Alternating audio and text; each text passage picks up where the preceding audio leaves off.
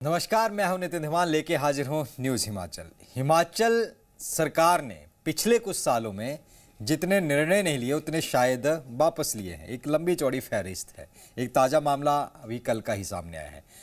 ये क्योंकि पहाड़ों में आमतौर पर मौसम एक जैसा नहीं रहता, हवा बदलती रहती है, तो उसी के साथ फैसले भी बदल रहे हैं। ऐसा सोशल मीडिया पर अब चर्चाएं चल रही हैं। दिल्ली में चंडीगढ़ और दिल्ली में हिमाचल भवन सदन और विलेज पार्क में 233% किराया बढ़ोतरी का फैसला जीएडी ने फजीहत कराने के बाद वापस ले लिया। तमाम सोशल मीडिया पर चर्चा चलती रही। लोग कह रहे हैं और ये पहला मौका नहीं है जब अफसरों के कारण प्रदेश सरकार को भुगतनी पड़ रही है। सलाह जो ली जा रही है वो गलत पड़ रही है। हिमाचल में सबसे पहले हम बात करते हैं कुछ चुनिंदा इनकी।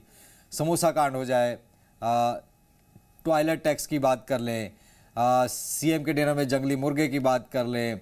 इसके साथ साथ अगर एक पूरी फहरिस्त अगर देखें तो एक लंबी चौड़ी है, जिसके ऊपर राजनीतिक नियुक्तियों का दर्जा देना हो, जिसमें बोर्ड और निगमों के उपाध्यक्षों को कैबिनेट रैंक दिए गए जो बाद में वापस लिया गया। एचआरटीसी में लगेज पॉलिसी हो, जो लैपटॉप और अन्य छोटे सामानों पर भी किराया लगना था वो वापस लिया गया। फिर वाहनों पर एंट्री टैक्स का हाल ही में हुआ है।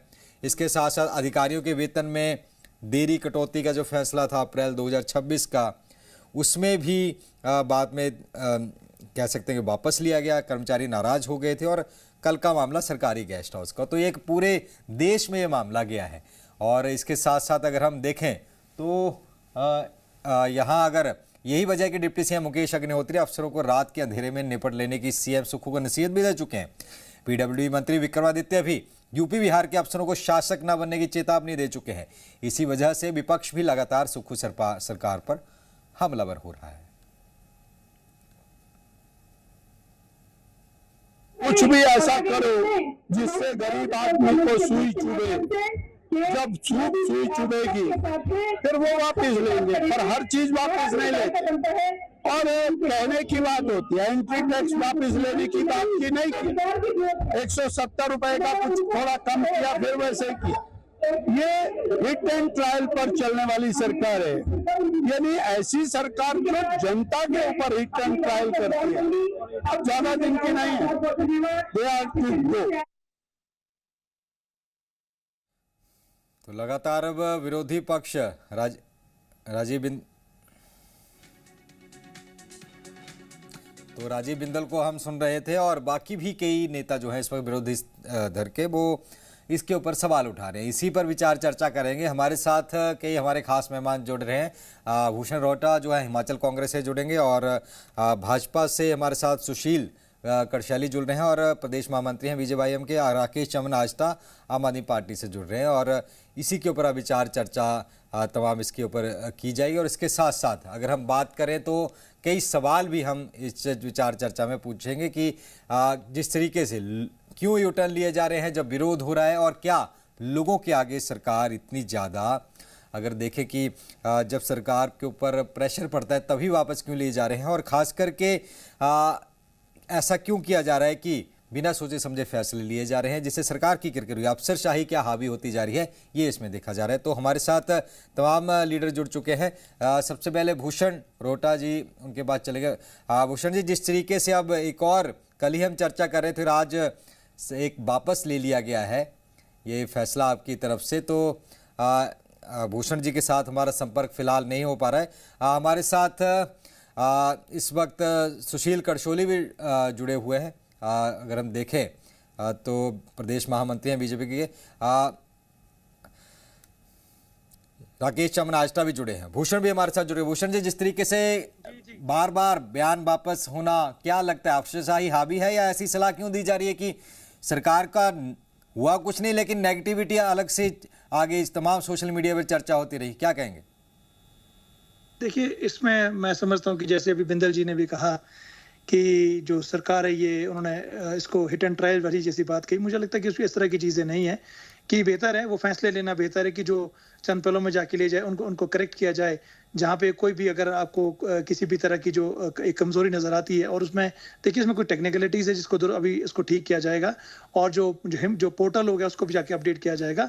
और इस बेहतर है कि जो फैसले है वो जल्द लिए जाए, बजाय कि 5 साल आप जैसे भाजपा जो हाथ पे हाथ पे हाथ डाले बैठी रही, तो उससे तो बेहतर यही है कि जो फैसले आप जल्द से जल्द जाके लें, और जो भी चीज़ें जो जनहित में है वो फैसला जितना जल्दी हो सके उतना जल्दी लिया जाए। और ये मैं समझता हूँ कि ये आप इसको आप हिट एंड ट्रायल ना कहें, ये बेसिकली एक रिस्पॉन्सिबल गवर्नेंस का एक एग्जाम्पल है। और बिल्कुल जो करेक्शन हो गई है ये और इसको जो है it is mainly done with more transparency. और जो भी चीज़ें होगी ना, देखिए आप इसमें कुछ भी जाके जो भाजपा हो गई है किसी भी तरह की जाके बातें कहें, लेकिन यहाँ पे आप ये चीज़ भी देखें कि एक स्ट्रॉन्ग गवर्नेंस तब होती है जब आप फैसले लेना जानते हैं, और फैसले का देखिए अंजाम तभी पता चलता है जब वो धरातल पे आके किस तरह से जाके बनते हैं, वो आपको तभी जाके पता चलता है, उसका फीडबैक असेस किया जाता है, और इसी चीज जाके जो है जो इम्प्लीमेंटेशन वो और ज्यादा रिफाइन की जाए। तो ये सवाल है कि बिना होमवर्क के क्यों किया जा रहा है? पहले गुणा भाग हो जाए, उसके बाद जनता के बीच है, क्यों वापस जाते हैं फिर फजील सरकार की होती है, विपक्ष आ जाता है, चर्चाएं होती हैं। देखिए विपक्ष तो देखिए मैं आपको बताऊं कि एक होता है ना कि सिर्फ और सिर्फ आपको एक हर बार जो है सत्ता के, मैंने जैसे कहा कि हर बार जो भाजपा की अगर बात करें तो वो उनको सत्ता ही ज्यादा भाती है, सत्य नहीं, सत्य उनको कभी जाके नहीं भाएगा। तो ये जो चीजें हो गई है, मैंने कहा कि जनहित में ही जाके फैसले हैं वो लिए जाएंगे, और अगर किसी भी तरह की उसमें कोई जाके जो कमी पेशी नजर आती है उसको दुरुस्त किया जाएगा, और इसमें जैसे मैंने कहा कि पोर्टल इसमें जाके अपडेट किया जाएगा। और बेहतर यही है कि जो फैसले हैं चंद पलों में जाकर उसको रिव्यू करें, उसको बिल्कुल ट्रांसपेरेंसी के साथ उसको इम्प्लीमेंट भी करें, बजाय कि आप जो है पूरे 5 साल जो है आप कुर्सी पे बैठे रहे और किसी भी तरह का जो फैसला है वो किसी भी हक में नहीं रहा। और जैसे अगर आप जयराम ठाकुर जी की गवर्नमेंट भी के, हालांकि वैसे में इस तरह की बात करना मुझे अच्छा लगता नहीं है कि मैं पिछली सरकार के बारे में उनकी जो खामियां रही, लेकिन आप सरकार अगर आप फैसले जयराम ठाकुर जी उनकी सरकार के भी देखेंगे तो कोविड के दौरान किस तरह के फैसले उन्होंने लिए, किस तरह के हास्यास्पद फैसले लिए गए, तो वो अगर देखें उसकी जो किरकिरी है पूरे बल्कि प्रदेश में नहीं पूरे देश में जाकर हुई। तो इस तरह की चीजें, और यहाँ पे सरकार ये भी समझती है कि किसी भी तरह का जो बर्डन है पब्लिक पे ना किया जाए, और जो पोर्टल हो गया, जो हिम्मत तिथि जो पोर्टल हो गया है, उसको बिल्कुल एक अच्छे सिस्टम के साथ उसको उसको बेहतरीन एक इंटरफेस के साथ उसको तैयार किया जाए, और ताकि एक बेहतर तरीके से उसको जाकर जो है इम्प्लीमेंट किया जाए, और यही एक एफिशिएंसी होती है।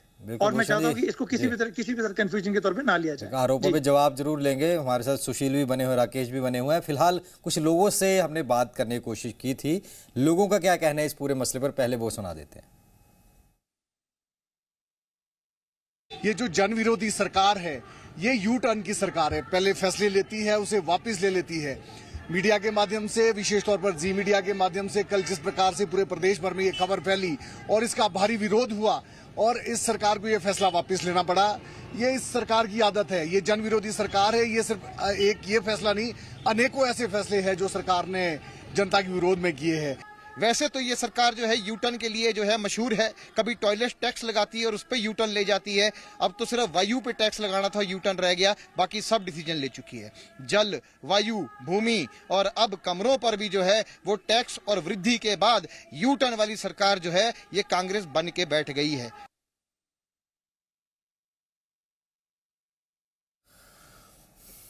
तो सुशील जी, जिस तरीके से हम चलो चर्चा जो पहले चल रही थी, भूषण जी ने कई बातें की। उन्होंने कहा कि ठीक है, हम लोग ये इसलिए हुआ है कि हम ले आए, हमने वेट नहीं किया कि 5 साल तक कि 5 साल बाद इसको चेंज करें, हमने लगा कि लोगों का विरोध आ रहा, हमने कर दिया चीज को चेंज। कैसे देखते हैं इस बयान को? सबसे पहले तो नमस्कार भूषण जी, राकेश जी। देखिए, जैसे मैं कल भी कह रहा था, ये जो डिसीजन है ना नीति है, ना नियम है, ना विजन है, अपड़ा तपड़ी में डिसीजन लिया, स्वाभाविक है वापस भी होना था। मैं राहत इंदौरी जी का एक बड़ा पुराना शेर है, 2 लाइन वो सुना देता हूं। कहते हैं नए किरदार आते जा रहे हैं और नाटक वही पुराना चल रहा है। तो मतलब वो होना क्या है कि नए नए ये फैसले ले आते हैं, लेकिन उस पर यू टर्न लेके वो डिसीजन वापस हो जाते हैं। मैं तो बड़ा हैरान हूं। यहाँ पे अभी बात हो रही थी कि भाई हम इसमें कुछ इम्प्रोवाइज करेंगे। भैया मेरे को तो ये समझ नहीं आ रहा, ये सरकार के 4 साल निकल गए, आप लोग अभी तक इम्प्रोवाइज ही कर रहे हैं, और एक्सपेरिमेंट करने के लिए आम जनमानस और हिमाचल की जनता रह गई है क्या? ये बहुत दुखद है। आपके पास थिंक टैंक है, अफसरशाही पूरी बैठी हुई है, आप पहले वर्कआउट नहीं करते। आपने कर्मचारियों के वेतन में, भत्तों में कटौती कर दी, बाद में वो लोग कोर्ट में गए, आपने वापस कर दिया। आपके उद्योगों पर आपने बिजली पे ड्यूटी, जो बिजली ड्यूटी का टैक्स है उसको बढ़ाया, बाद में लोग कोर्ट गए, फिर वो वापस हो गया। हाइड्रो प्रोजेक्ट्स के ऐसी तैसी सरकार ने कर दी है, जहां से रेवेन्यू जनरेट होना चाहिए था। शांता कुमार जी का ड्रीम जो है वो कैसे हिमाचल को रेवेन्यू जनरेशन में अच्छा किया जा सके, उसका एक हाइड्रो प्रोजेक्ट से एक अच्छा उदाहरण था। लेकिन दुर्भाग्य ये देखिए, हाइड्रो प्रोजेक्ट से एक जंगी टोपन का हुआ करता था, उसके ऊपर पहले तो प्रोजेक्ट रद्द कर दिया और प्रोजेक्ट बनना था लेकिन अब आधे में अटका दिया। ये सरकार का काम है। ओपीएस इन्होंने 10 गारंटियां दी थी, ओपीएस लेकर के आए, ओपीएस लागू करेंगे, ऐसी फजीयत हुई, आर्थिक संकट हिमाचल प्रदेश पे आया। बाद में हुआ क्या, ओपीएस में संशोधन कर दिया। हाल फिलहाल में एंट्री टैक्स का आपने देखा कितना बड़ा हो हल्ला हुआ। सरकार ने 70 रुपए से 170 कर दिया, 500 से 1200 कर तो दिया। क्यों ये हो रहा है? क्या हिट एंड ट्रायल हो रहा है या अफसरशाही हावी है? हो क्यों रहा है सब?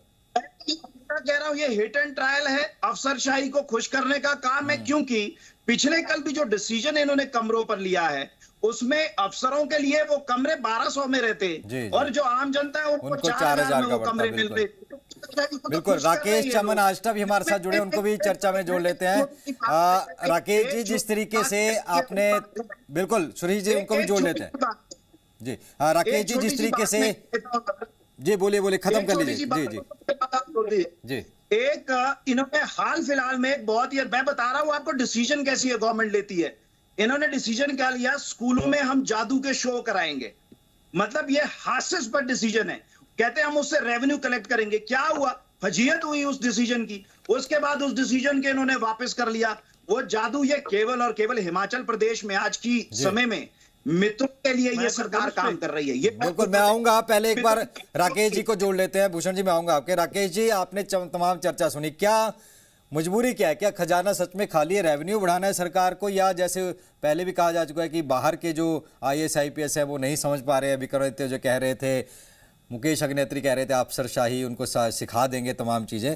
क्या लगता है कि ऐसा हो क्यों रहा है? बार बार डिसीजन लाते हैं फिर बाद बदल जाते हैं। जी, इनके साथ, कांग्रेस के साथ मुझे जो साफ एक चीज नजर आ रही है, जो गवर्नमेंट और ब्यूरोक्रेसी, सरकार में नेताओं और जो ब्यूरोक्रेट्स की है, वे कितना सिंक्रोनाइजेशन होना बहुत जरूरी है। आपको अंडरस्टैंडिंग होनी चाहिए की पोस्ट पे, सेक्रेटरी लेवल पे कौन है, वो आदमी उस चीज को डिसीजन मेकिंग में अगर आप उससे सजेशंस ले रहे हैं तो क्या उस सजेशंस को आप समझ पा रहे हो, नहीं पा रहे हो।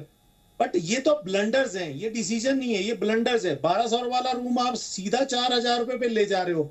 1200 रुपए पे क्या, जब आपके मंत्री जी के पास फाइल आई थी, क्या उन्होंने चेक किया था कि ये इतना एक्सपोनेंशियल, वो कैसे आप कितने टाइम्स इस मल्टीफोल्ड में कैसे इंक्रीज कर सकते हो? तो वो तो वहीं पे हो जाना था पटेल, वो भी नहीं किया। फिर दूसरा ये है कि अगर ये ऑफिसर इतने बेलगाम छूटे हुए हैं कि मर्जी से कुछ भी नोटिफिकेशन निकाल करके साइन करके और अनाउंस भी कर दी, तो सरकार की तो फजीयत है ही है। साथ के साथ जो करोड़ों रुपए की सैलरियां इनको बांट रहे हैं आईएएस ऑफिसर्स को, वो किस चीज की बांट रहे हैं? इनका काम क्या है?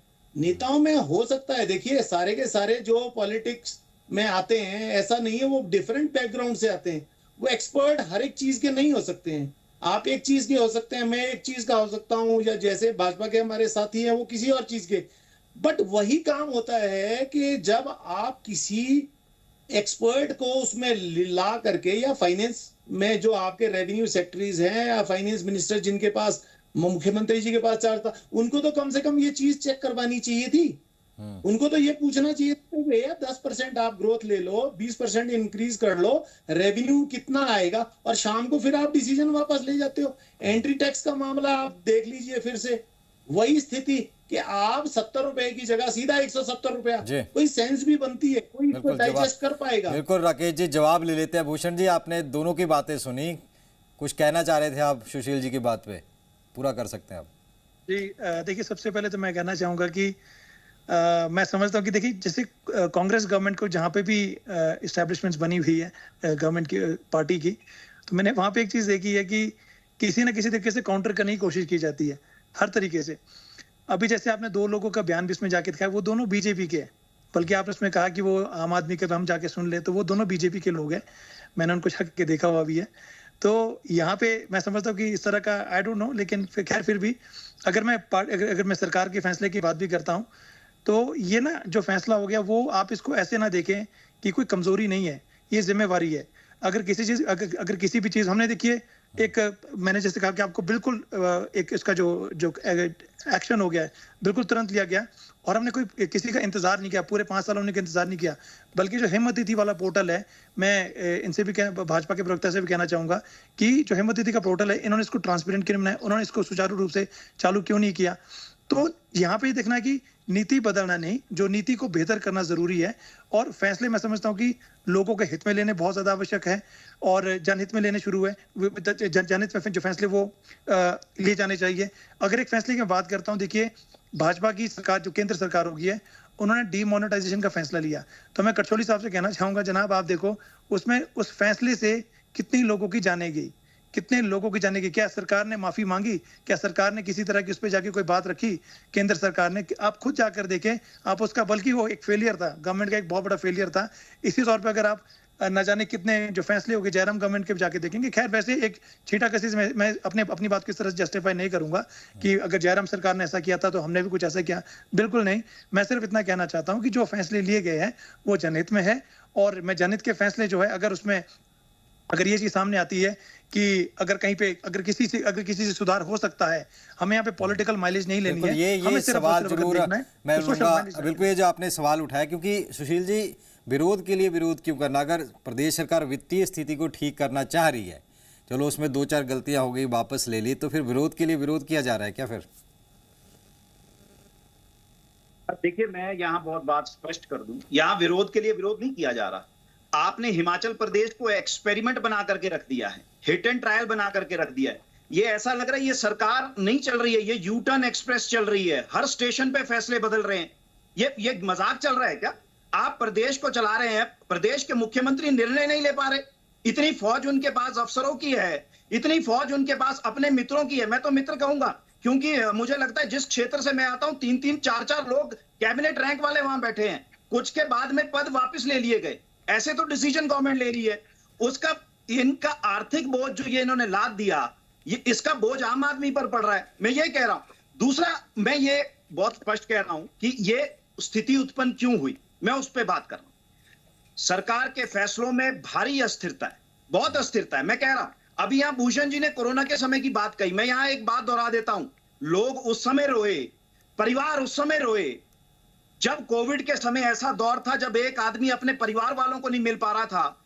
हिमाचल प्रदेश में माननीय जयराम जी की सरकार थी, उस समय जो है कोविड में हेल्थ वर्कर्स भर्ती किए गए। जैसे ही कांग्रेस की सरकार आई, जो व्यक्ति जो कोविड वर्कर उस समय भर्ती हजारों की संख्या में 10,000 से ज्यादा थे, उनको कांग्रेस सरकार ने आते ही नौकरी से निकाल दिया।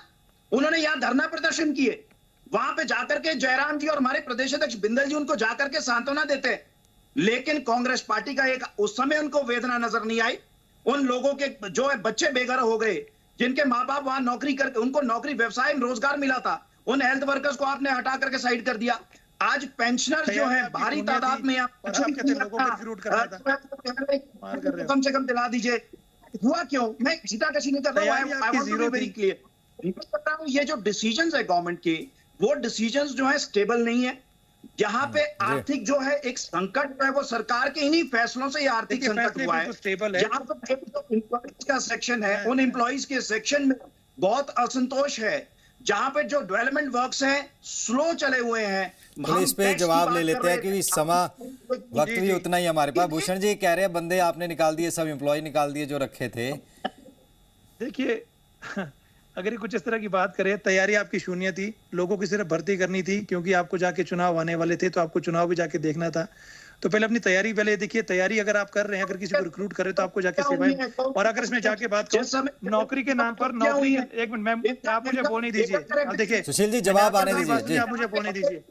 नहीं आप मुझे पूरी बात करने दीजिए, मैं पहले अपनी बात पूरी बात करूं। हम लोग नॉर्मल भर्तियों की बात नहीं कर रहे। कोविड में हेल्थ वर्कर भर्ती हुए थे, मैं उनकी बात कर रहा हूं, उनका जवाब आप दे दीजिए। बाकी मैं नहीं बोल रहा, कोई एम्प्लॉयमेंट की बात नहीं कर रहा जो कोविड के समय में। नहीं 10 अपनी सरकार को देखिए कितने ज्यादा युवाओं के भविष्य दांव पे लगाए गए, पेपर लीक कराए गए। आप कहाँ की बातें करते हो? देखिए मैं आपको कह रहा हूँ इतना कॉन्ट्राडिक्शन है आपकी बातों में, इतना कॉन्ट्राडिक्शन है। जहाँ पे जाके पेपर लीक किए गए, जहाँ पे डिग्रियां डिग्रियां बांटी गई, डिग्रियां है जो वो जो पैसों दे के बांटी गई, 5-5, 7-7 लाख रुपए में जाकर डिग्रियां बेची गई। ये वाले काम भाजपा के समय पे जाके हुए। पेपर लीक हुए हैं, पेपर लीक हुए आपकी सरकार में। आपको जाकर देखिए, गवर्नेंस का अपना हाल देखिए, आप इसमें इंफ्रास्ट्रक्चर का हाल, आप चलो अब बिल्कुल अब मैं राकेश जी के पास जाऊंगा क्योंकि आपकी सरकार में जाकर हुआ है। बिल्कुल मैं आपको बताऊं, एक बार 118 जो प्रोविजन है, जो परमिशन मिलती है यहाँ पे बाहर के लोगों को जमीन के धंधा बना रखा है इस सरकार ने, और मैं नाम नहीं लेना चाहूंगा, भूषण जी नहीं है, आपको पता ही नहीं है बिजनेस उसमें ना, उसमें फ्लेक्सिबिलिटी, उसमें वो कानून पैसे का पैसा ही है, कानून पैसे का पैसा ही है, कानून उसी तरीके से जाकर काम करेगा। बिल्कुल भी नहीं, आप गलत बात कर रहे हैं। नहीं, आपको जानकारी का अभाव है। देखिए, आप उसमें जाकर गलत, देखिए नहीं, जो उसमें जाकर जो टेक्निकलिटीज है उसको और आसान किया गया है। जो लोगों को जो अप्लाई करनी है जगह चीजों के लिए, उसको और बेहतर किया गया है। उसमें किसी भी तरह की जो भी उसके नॉर्म्स थे वो आज भी वैसे ही है। लेकिन चलो, हमारा विषय आज कुछ और है भूषण जी और इसमें सुशील जी, विषय कुछ और है। राकेश चमन जी के पास मैं जाना हूं। राकेश जी, आपने दोनों की बातें सुनी, एक दूसरे पर वो कह रहे हैं कि जयराम सरकार में कुछ हो रहा था, ये कह रहे हैं इनमें, तो एक जल्दी से मैं आपका कमेंट लूंगा क्योंकि समय बहुत कम है। जी नहीं, बिल्कुल सही। जिस टॉपिक पे के लिए बुलाया गया था उस पे तो चर्चा नहीं। ये देखिए, ये तो सारा नूरा कुश्ती वाला हालत हो गई। भूषण जी, पीपी किट घोटाले वाले लोगों को आपने क्यों छोड़ रखा है बाहर? कौन थे वो लोग? उनके खिलाफ फिर आप कोविड की बात कर रहे हैं, और ये तो इस काम में तो महारत जो यू टर्न में वो मोदी जी को है। बिल्कुल, वो चाहे बिल्कुल राकेश जी, मैं क्षमा चाहता हूं क्योंकि वक्त थोड़ा इजाजत नहीं दे रहा। भूषण जी, सुशील जी, बहुत बहुत धन्यवाद विचार चर्चा में जुड़ने के लिए। तो सरकार हिट एंड ट्रायल कर रही है, यू टर्न ले रही है। आज विचार चर्चा की गई, कई सवाल इसमें निकल कर आए और कई जवाब भी ढूंढने की कोशिश हुई है, लेकिन क्या कुछ मिला आपने सब देख ही लिया। फिलहाल मुझे और मेरी टीम को दीजिए इजाजत। आपके लिए अब आगे हम दिखाएंगे बधिरों के लिए समाचार।